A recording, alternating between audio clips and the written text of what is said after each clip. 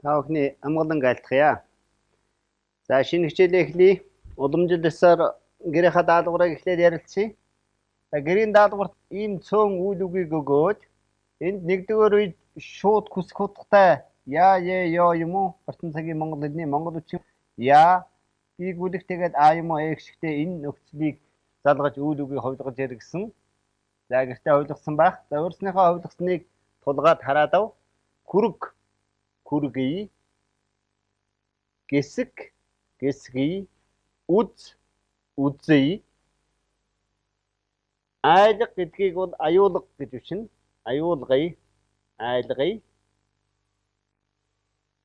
Хөгжөө хөгжөөе.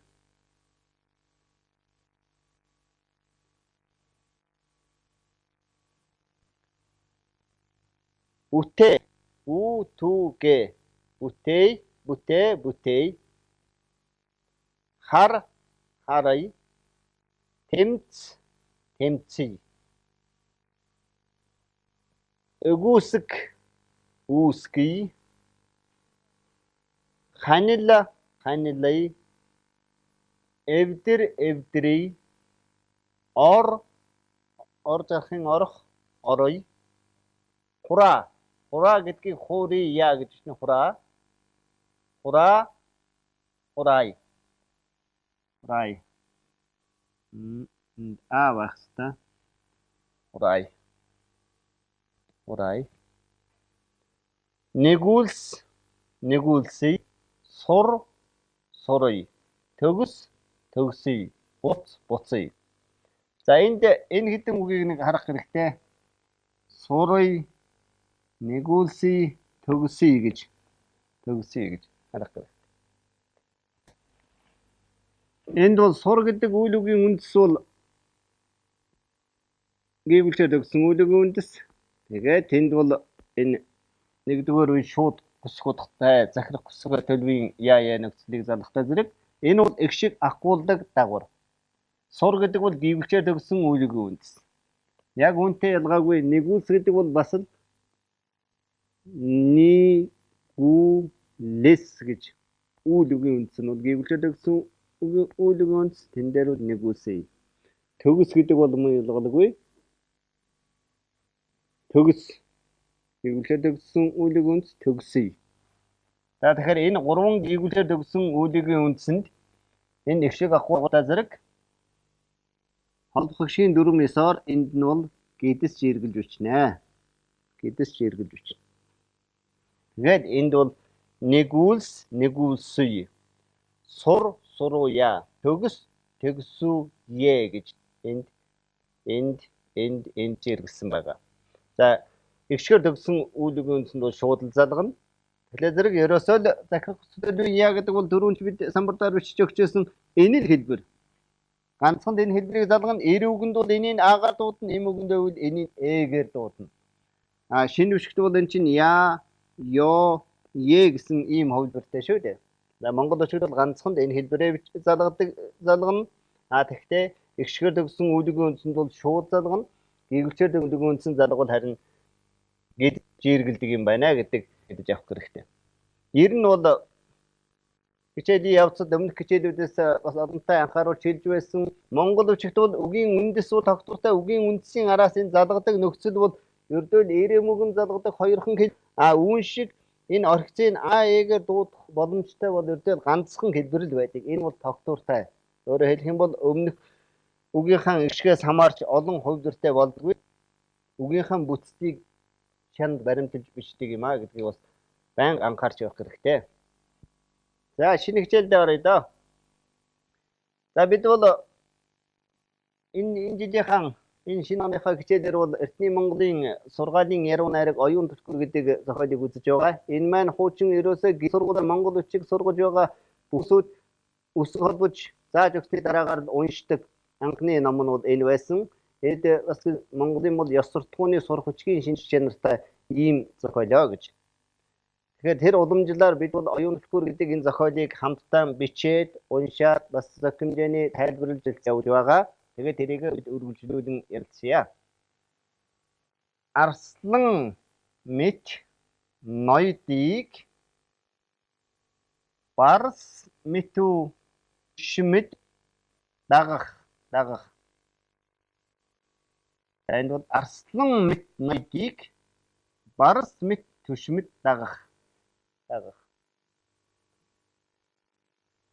Басу ноёдыг ирвэс мэт түшмэд дагах. Барс мэт ноёдыг ирвэс мэт түшмэд дагах.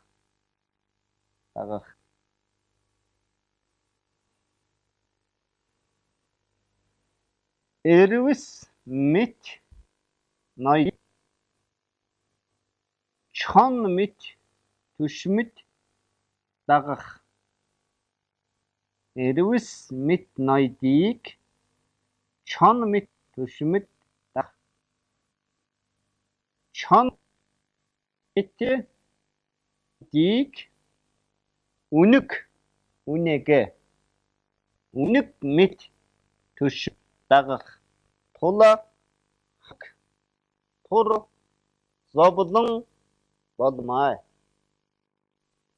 Чон мэт ноёдыг үнэг мэт түшмэд дагах тул хамаг дор зовлон болмай. За бид эхнээс нь уншвал арслан мэт ноёдыг бамэт түшмэд барс мэт ноёдыг эрвэс мэт түшмэд дагах. Эрвэс мэт ноёдыг чон мэт түшмэд дагах.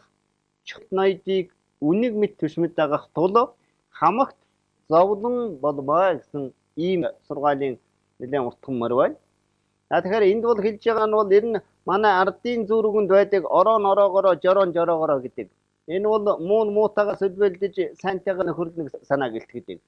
Тэвэн шиг ер нь бол арслан барс эрвэс шиг чон шиг догшин авиртай ийм ноён бол өөрийнхөө дэргэд мөн нэг тэр хэмжээний өөрийнхөө авир арилшинтай дөхүү тийм түшмэд бол тэр хүнийг тэр ноёныг бол дагаж нийлж санаа нээж явах гэсэн ийм санааг бол хэлж байгаа юм. Тэгдэг учраас хамагт зовлон болно гэж. Ард олонд бол энэ нь бол гай зовлон авчирдаа гэж. Тэгвэл бүр одоо бид идэвхжлээд ярих юм бол одоо муу даргыг бол мөн өөртөө нь авир арилшинтай төстөө тийм хүмүүсүүд тойрон хүрээлдэг гэдгийг л хэлж байгаа хэрэг шүү дээ. За ингээд энэ гэрийнхаа даалгаврыг энэ хоёр самбарт үтснийга нэг удаа эхнээс нь тулгаад ав да.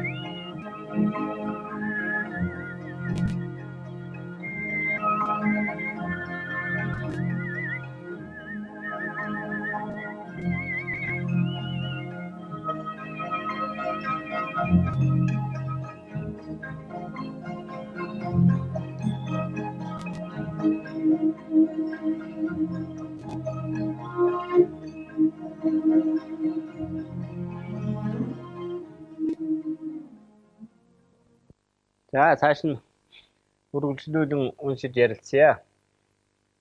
Ёр хүмүүн сайхан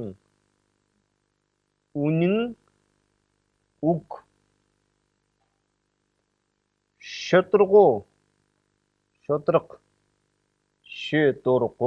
шудраг явдлыг кичээн сурагтун. Ёр хүн сайхан үнэн үг шудраг явдлыг кичээн сурагтун. Ёр хүн гэж. Ер нь ёр хүн гэдэг бол энэ бол хаанчилгаагүй, албатчилгаагүй, хүүхчилгаагүй, өвгчилгаагүй нийт хүн гэсэн санаагаар хэлж байна. Ер хүн сайн сайхан үнэн үг шударга явдлыг хичээн сурагдан гэж. Тэгэхээр энэ үнэн үг гэдэг бол монголчуудын шударга явдал үнэн үг гэдэг бол Монголын хүний эрхэмлэн дээдлж ирдэг ёс суртахууны гол чиг зарчим хүний бол баримталж явах ёстой зам мөр болсон тийм чиг байна. Тийм ч учраас үннээрээ явбал өхөр дэргээр туулаагүйсэн гэж хэлдэг. Мөн яг үнтэй төстөө сургаал бол тодорхой хэмээх сургаал бол худлаггүй үнэн үг, хоргүй сайхан санаа, гоомоогүй бат явдал энэ гурвал бүрдвээс мэрэгний туйл гэж хэлсэн байдаг. Тэглээ зэрэг ерөөсөө монгол хүн бол тэр худлаггүй үнэн үгтэй, хоргүй сайхан санаатай, гоомоогүй шударга явдал гэдэг бол шударга явдал юм уу? Энэ бат явдалтай болж чадах юм бол энэ бол мэрэгний туйл гэж. Тэр бол ямар ч эрдэнэ номтой болсноос илүү чухал юм аа гэж үзэж ирсэн байна. Үнэхээр ч бол одоо ч гэсэн бид бол хүмүүжил боловсрал хоёрын аль нь урдаа бай магадгүй зүгээр боловсралтай хүмүүжилгүй хүн бол улс оронд гай тарих нь бас олонтой. Тийм учраас урдаар хүн болж хүмүүжээ дараа нь боловсрал эзэмших нь бол чухал байдаг. За өндөр их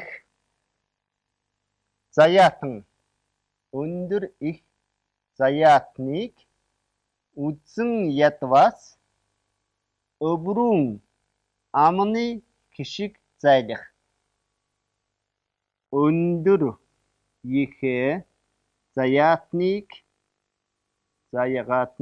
үзэн ядвас өврүүн өөрийн амны кишиг зайлах.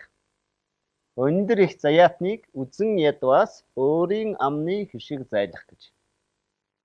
За тэгэхээр энэ өндөр их заяатан гэдэг бол язгуур сурвалж өндөр ариун ийм хүмүүсүүд гэсэн утгаар хэлж байна. За тийм хүмүүсийг үзэн ядвал өөрийн амны хишиг зайлна гэж өөрийн амны хишгэнд бол муу гэсэн ийм санааг хэлж байна.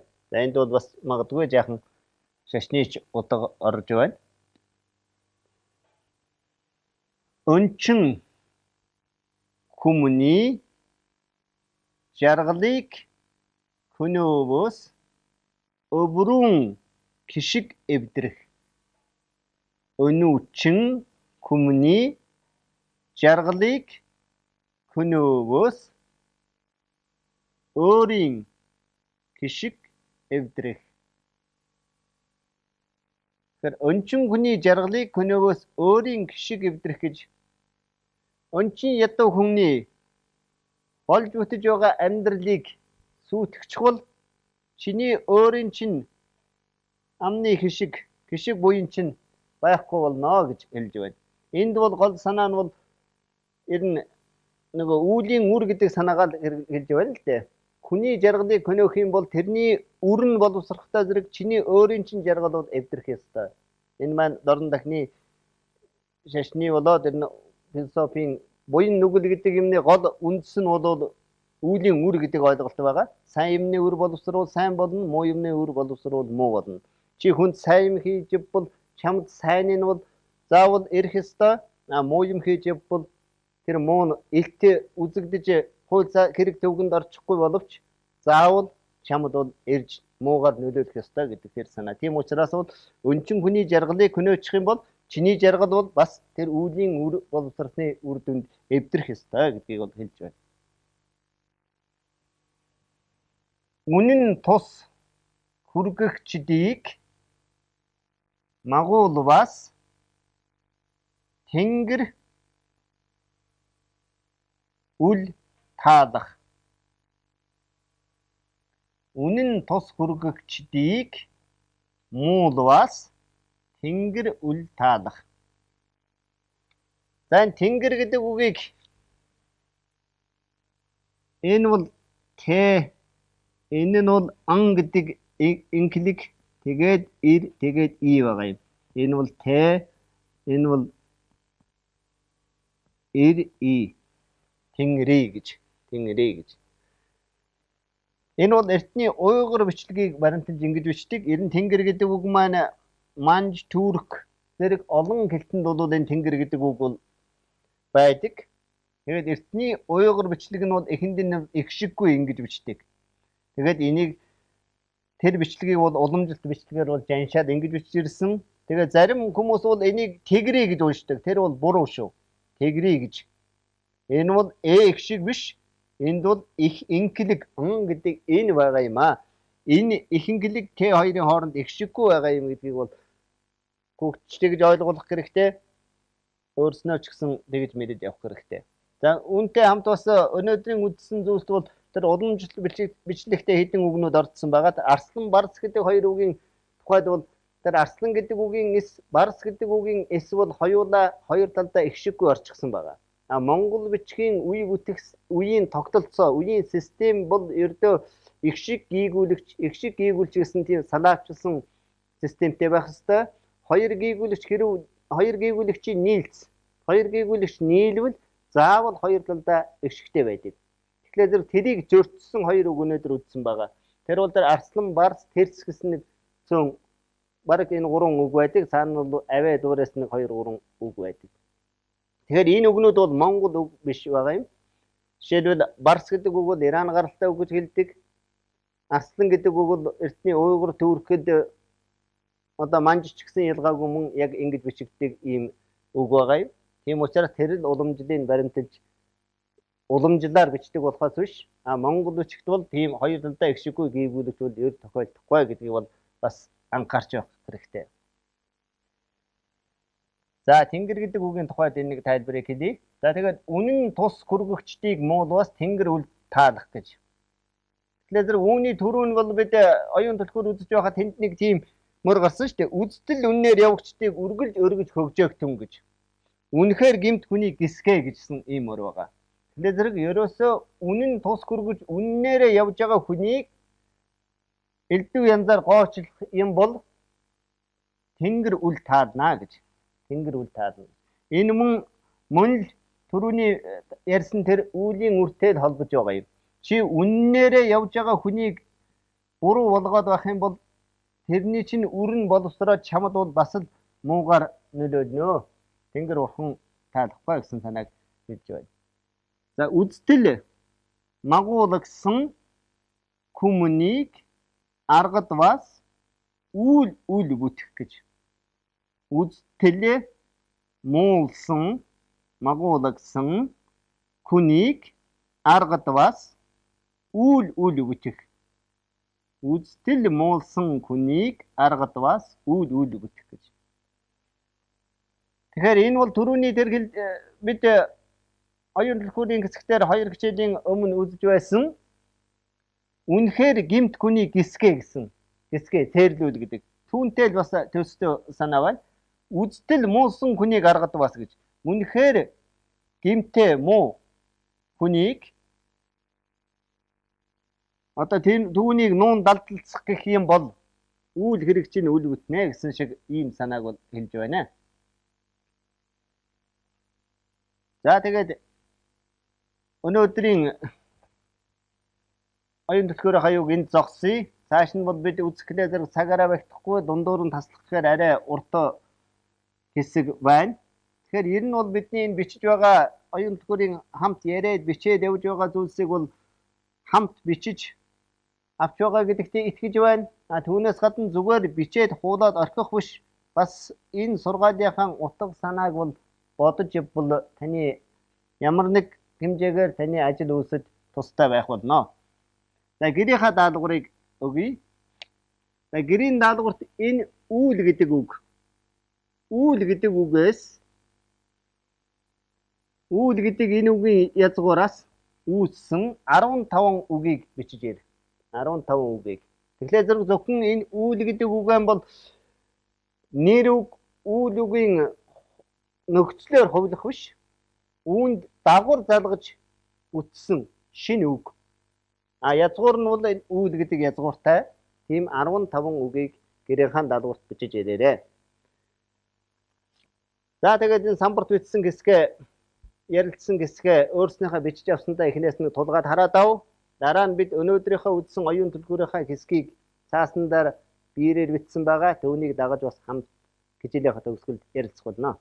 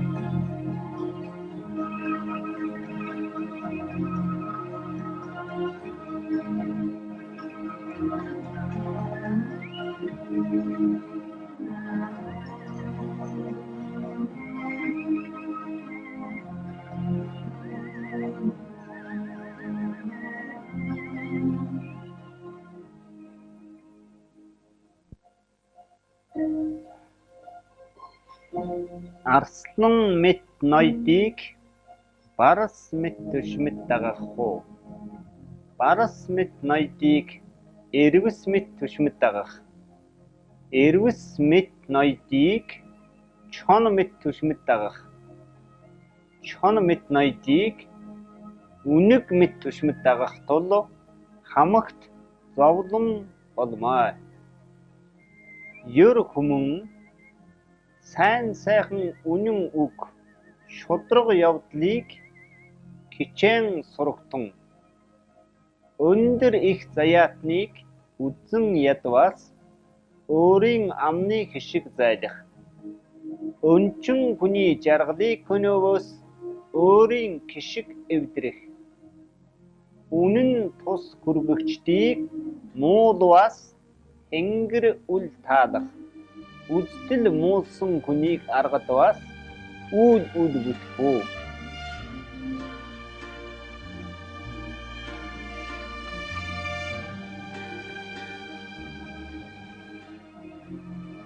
Амтэн болон төрөксөж аминдаа хайртай тул асралт мэргэд биедээ үлгэрлээд ам таслахыг сайтар сээрэлвэ.